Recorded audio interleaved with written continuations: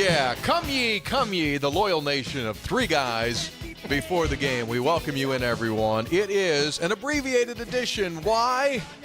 Because the Mountaineers, they ain't a-playing this week. And so we're good to our word, though. We told you that we were going to come back, rain or shine. And we are here, obviously, since the last time that we got together, which was Monday.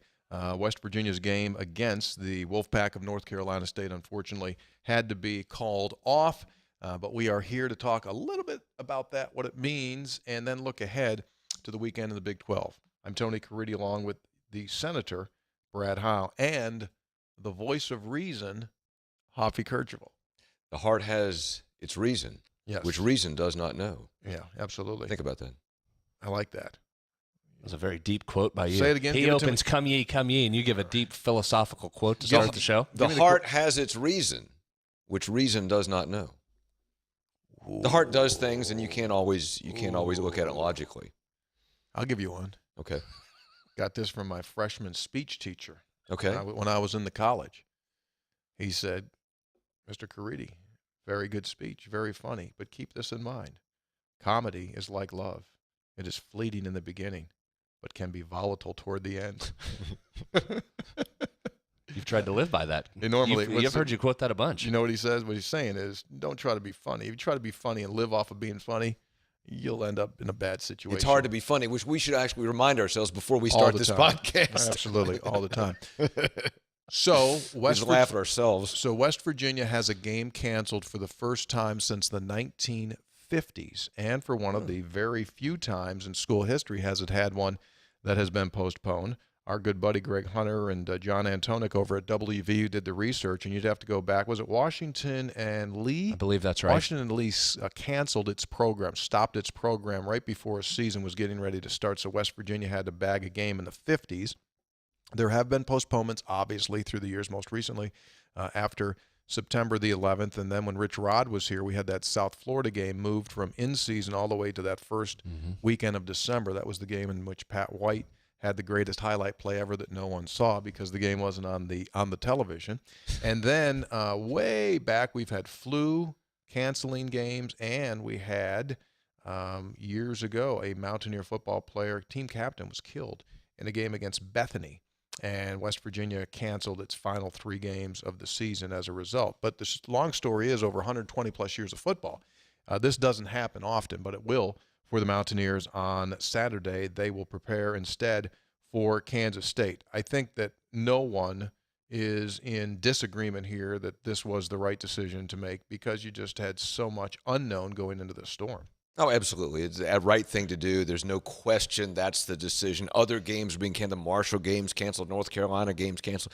So that's absolutely the right thing. I mean, this is a gigantic storm. Everybody knows the story. This could cause billions of dollars of damage. There are many.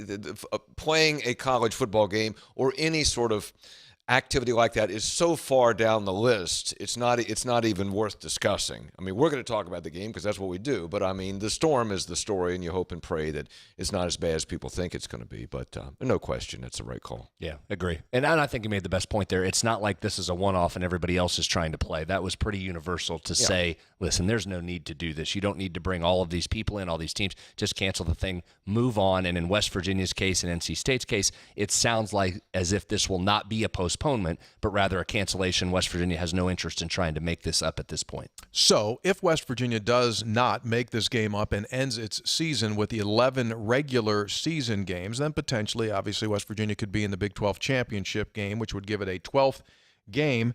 Some people have been saying, hey, is this going to come back and hurt West Virginia? Well, according to West Virginia's athletic director, Shane Lyons, he doesn't think so. He thinks West Virginia's resume is good to go. With what we've already have, if we are fortunate enough to continue playing through the Big 12 championships and have a chance to win the Big 12 championship, so we would have 11 wins against Power 5 institutions and 1 game against an FCS institution. Anybody else in the talks of the college football playoff, I don't think they'll have even that type of resume without playing this game. So it's good to have 2 on your schedule. Texas and West Virginia are the only 2 in the Big 12 that do, so that it won't come back and crush you. Heisman Trophy candidacy for Will Grier. there was that erroneous report that was out there that said West Virginia wanted to play the game because they were concerned about Will Grier's Heisman candidacy, which everyone associated with WVU laughingly shook off and said that's ridiculous. However, will not have one additional game. Statistically, that takes him away from one. My gut says it won't matter a zero bit if he doesn't play a 12th game. I tend to agree with you because I think you can assume if he's in the Heisman conversation come December, that means he's put up monster numbers throughout the Big 12 season. So even when comparing those against other quarterbacks across the country, his will still look giant, and it still comes back to win games late. If this team is around the Big 12 championship and Grier does what he has done, he will still be in the Heisman conversation, in my opinion. Yeah, there's so many hypotheticals around that. Because what if they played the game and he had a bad game? What if they played the game and had a good game? What if he played the game and got hurt? I mean, there's so many hypotheticals. The reality is that Haskins and Tua are the front runners now. And because they've gotten off to great starts, and also because they play for Ohio State and Alabama, who will probably be in the Final Four. So, Will Grier is going to, I think, barring injury, is going to have a fantastic year. But it's going to be hard to break through to those other two. A couple things would need to happen, regardless of the North Carolina State game, and that is one of those leaders has to stumble a time or two, and Grier's got to have a big performance on a big stage. And all that's still ahead of you. So I think that renders the North Carolina State game essentially meaningless in this Heisman discussion. I think the only part of the discussion where it just limits you this week. He just won't be in the conversation coming out first of the week. That's the only place I see this limiting him as we move throughout the season. So Hoppy said if Will Grier's candidacy is going to be buoyed, obviously West Virginia has to win a lot of football games, and Dwayne Haskins, the quarterback from Ohio State, would have to stumble. That could happen this weekend. Let's go into the Big 12 schedule right now. Wow, that's fast. You nice just move on. Yeah, nice little segue here. Well, I mean, think so, right? Any Okay, other? Well, any other? You had something on the tip of your tongue. What were you going to share there? I applied the same template to what Shane Lyons said about the national championship for West Virginia. Again, that is very hypothetical, and I mean, you might hope, but I mean, are you going to say that? What are the odds that at the end of the season you say West Virginia did not make it to the into the Final Four because they didn't play North Carolina State? I just think that is out there on the periphery. That's not even really worth serious discussion until it's December. Well, I mean, if West Virginia goes undefeated, I think it's in the playoff. So I think you can niche it down even further that the debate would only center around a one-loss West Virginia. Right. At that point, I said earlier this week, I can't imagine that committee sits inside and makes the decision to hold West Virginia out of a playoff if it's one of the four best teams because it couldn't play a game because of a natural disaster. I can't imagine. That's why you have a committee, is to be able to make decisions like that. So in the case that this comes up for discussion, I just can't imagine this hurts it. You may worry about the national championship. I'm concerned about Kansas State and Bill Snyder coming in here. It's the biggest game of the year. You know why? It's the next game. That's the next game. Bill Snyder with his Peach Bowl windbreaker. Which, real quick, Alamo Bowl. How about that for a bonus, though? I feel like more often than not, we sit around and go, can you believe West Virginia has to play a team that just had a bye week and West Virginia had a short week to prepare? I can't remember many instances where you went, I tell you what, it's pretty good. West Virginia's getting another 4 days of prep out of this. I mean, good luck Kansas State coming in here. They've got to be beside themselves. Did you hear what Gibby said? Gibby said, start on Thursday, start working on Kansas State. I mean, you may as well, right? I mean, they're not treating this as an off week. No. They're treating this as a preparation for Kansas State. Yeah, as well they should. Yeah, Gibby's got to get in there. Rub his hands together and try to figure out how to stop that doggone jump pass. I mean, jump pass, or that quarterback at 1.2 miles an hour just kind of going down the line of scrimmage. Then all of a sudden, hold it, go. Somebody love hit that. It. It'll be interesting now that West Virginia's got some big daddies down on that defensive front finally to see how they can blow that thing up a little bit. We watched the Mississippi State game last week, and I'm telling you, now Mississippi State's pretty good.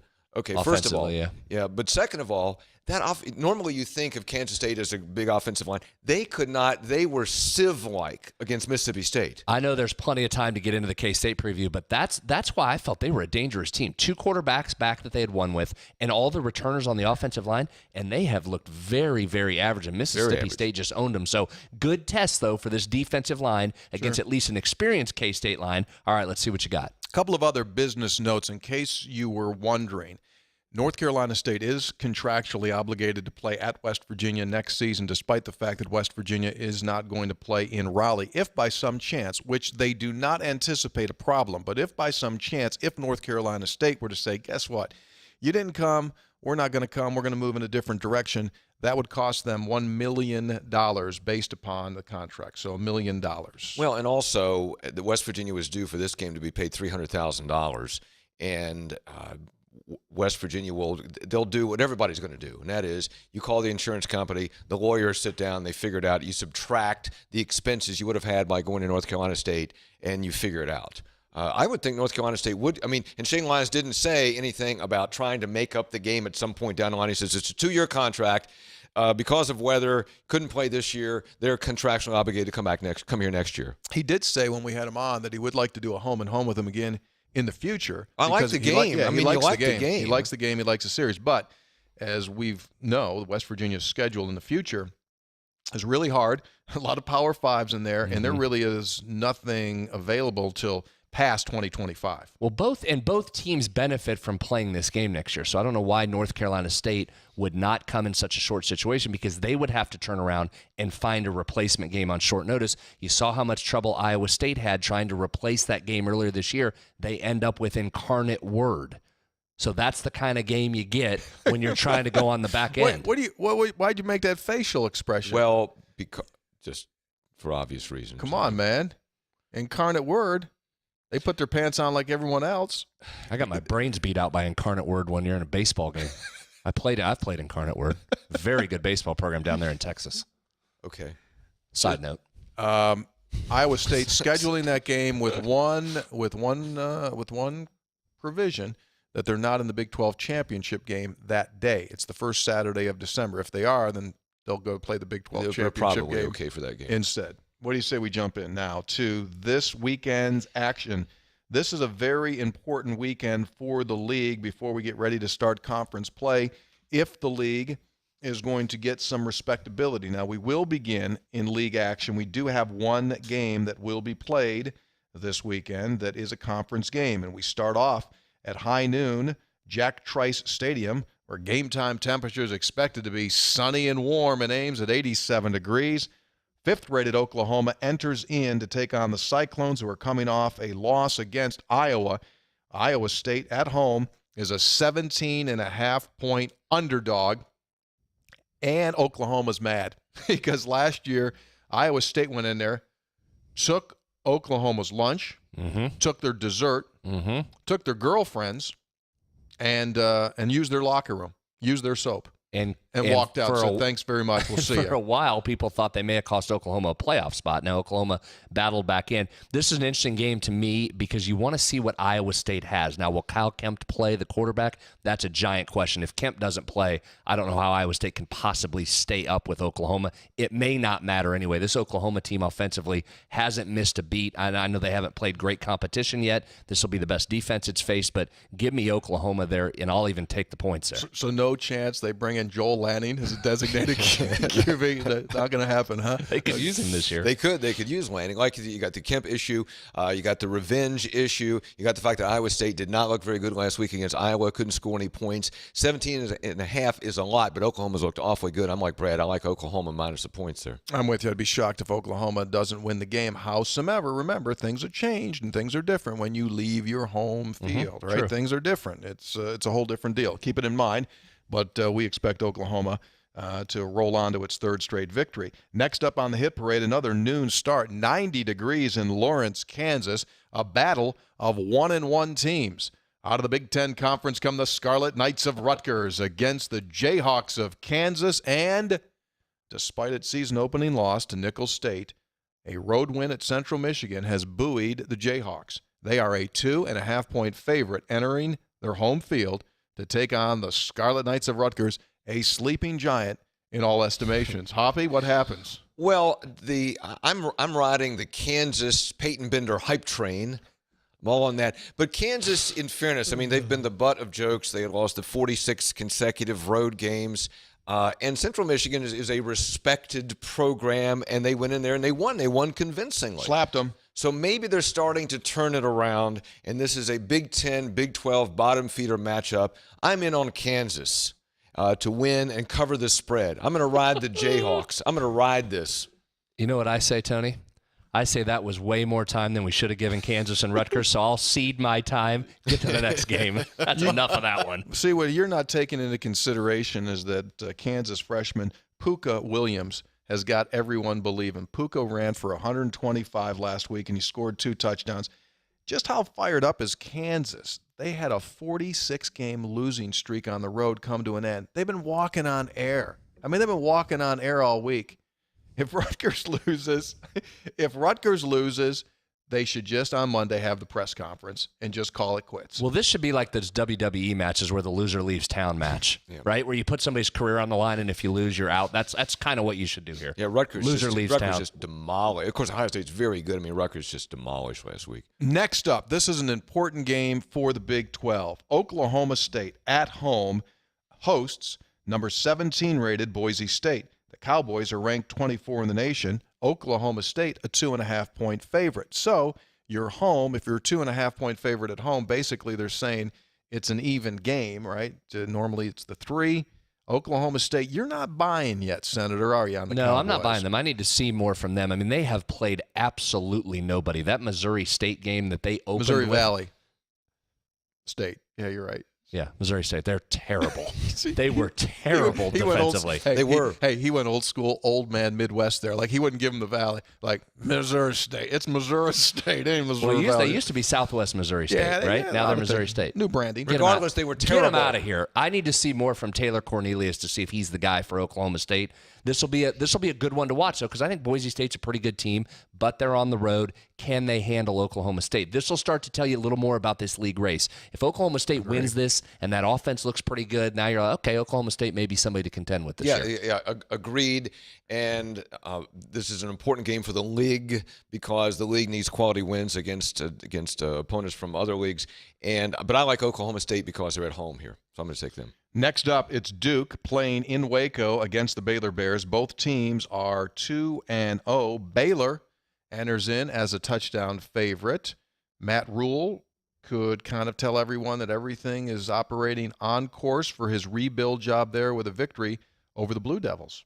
And Matt Rule's a good coach. Maybe they're starting to turn the corner there. I know they haven't played anybody yet. Duke, long trip across the country to Texas. I like Baylor in that game. Matt Rule, I'm with you. I think Matt Rule's a pretty good coach. So if they can enter the conference season with 3 straight non-conference wins to get them going, I think they're on their way. We saw Charlie Brewer last year. We know what a good quarterback he is. So, yeah, I'm with you. I'm heavy Big 12, I guess. I think it would help the league, but keep this in mind, boys. David Cutcliffe's a really good coach, too. Sure. He scored 34 in their first game against Army and then went to Northwestern and beat them 21-7. Northwestern had the nation's longest streak going, second longest streak going. That's a good point, Tony. Prior to that, so if they can win, if Baylor can win that'd be a great win for them. Next up, West Virginia's next opponent in Manhattan, Kansas. The Wildcats are home to Texas San Antonio. 0-2 comes Texas San Antonio. 1-1 K-State, and the Wildcats favored by 3 scores. Have you seen anything from them that would indicate they should be a 3-touchdown favorite over anybody? Well, they've looked really bad the first 2 weeks. No, they really have, but UTSA, I mean, they're awful. They're 0-2. I mean, what do you even know you have there? You would have to think at some point, even though Kansas State hasn't looked very good, that Bill Snyder and company coach them up. You would think they get better, but 21.5 is a lot of points there. Chances are you haven't had the Texas San Antonio schedule tattooed on you yet, so let me just tell you, week 1, against the hottest coach in all of college football. They got beat by Arizona State 49-7. Oh, yeah. And then they lost to Baylor last week 37-20. Next up on the hit parade, this is an important game for Texas Tech. In Lubbock, where West Virginia is going to be in a couple of weeks, Houston comes in. Cougars are 2-0. Texas Tech is 1-1. And the line says Houston on the road favored by a single point. Oh, boy, Texas Tech is a home dog, but Texas Tech, we've watched them a couple times, Brad. They're not very good either, and we thought their defense was going to be better. They don't look any better. Houston, we saw them We've seen them a couple times. They look pretty good. I don't like Texas Tech at all. I'm not on them at all, and I like Houston in this game. I'm in a prove-it mode on Texas Tech, too. I know the assumption is no matter who they have at quarterback, it works. They've got a true freshman in there. You've got Ed Oliver, the defensive lineman from Houston. I need to see more from Texas Tech before I'm buying them. This game could be really, really big when it comes to offense. Game number 1 of the season, Texas Tech scored 77 points, scored 27 last week, and gave up 47. They gave up 47 last week, right?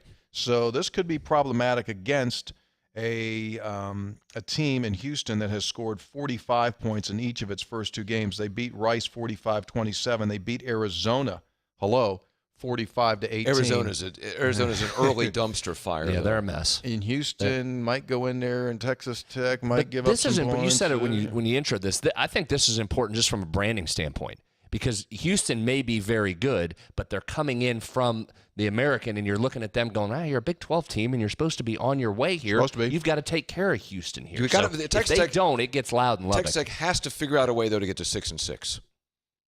Jeez. That's what they do. I mean, that's what That's they do. not where you're supposed to be in that program for as long as Coach Kingsbury's been That's there. what it is. I'm just saying. I'm sure his total record is probably You're right. 38 and 37. You're not doing 6-6 for as long as you've been there and staying. You're both right. That is what they've done, and that's not good enough anymore. You're both right. Next up, we got 2 8:00 games. Let's do this one first. Let's go Texas and USC. The game will be shown on Fox. Both squads are 1-1. Texas at home, a 3.5-point favorite. This is a very important game for Tom Herman. This is a very important game for the league. Tom Herman cannot lose this game at home. I feel really uncomfortable backing Texas, but USC under Clay Helton is horrible on the road, and especially against the spread. But they're terrible on the road. Last week, most of the Vegas guys had that Stanford-USC game as a lock for Stanford. It was less than a touchdown favorite for Stanford, and people kept saying, no way. Clay Helton cannot take his team up there with a true freshman quarterback and stay in that game. Stanford rolled in that one. So I think the same theory applies here. As uneasy as I am about what Texas is doing down there, true freshman quarterback on the road for USC, you would back the analytics or the number and just say you got to side with Texas here. Yeah, this is a real intriguing game for all the reasons you just pointed out. I'll tell you what I like here, and I'm not a bettor. I like the under, at 48, because I don't see a lot of points being scored in this game. Texas can't score a lot of points, so I would go on the under on this. Texas favored. And we don't know about Tom Herman. I mean, everybody keeps waiting for that thing to happen, and it hasn't happened yet.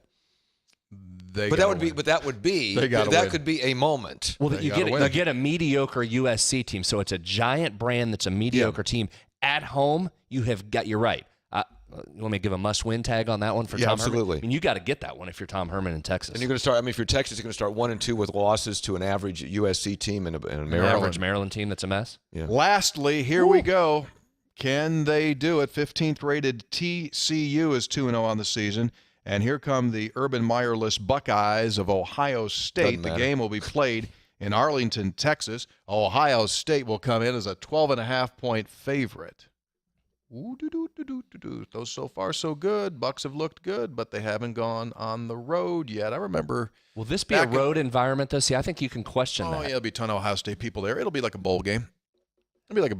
I thought I might give me the side, if we're taking sides, give me the side that Ohio State has more fans here than TCU. Yeah, they probably do. TCU's small. I mean, TCU is small as far as a private school. And, they don't have, they're not going to be able to bring 70,000 people in there. That's not happening. Does this feel as if the question really centers around the spread rather than win or loss? Yes. It's hard to build a case, I think, for TCU winning this game. Gary Patterson is a magnificent defensive coach. Maybe. He's a very good coach. But Ohio State, and granted, they haven't played anybody, but, man, they look awfully good. They got a lot of guys, and, TCU is still rebuilding. Gary Patterson's a really good coach, but I don't see any way that Ohio State does not win this game. The question is, 12.5? I think I'm riding Ohio State here until I see different from TCU. Hasn't impressed me so far on their early start. I don't know that their offense is ready to get into a shootout if it needs to against Haskins and this Ohio State team. So I'm like I am with a lot of the Big 12 here. I'm going to ride Ohio State here until TCU shows up and shows me differently Saturday night. All right. So overall, as you saw there, one league game and some important non-conference games for the Big 12 Conference, and then West Virginia will be back into play next Saturday as they get ready to take on the Wildcats of Kansas State. And in case you missed it, that game has been set for a 3:30 kick next Saturday. We will reconvene to talk about these games and to start to preview West Virginia and K-State on Monday.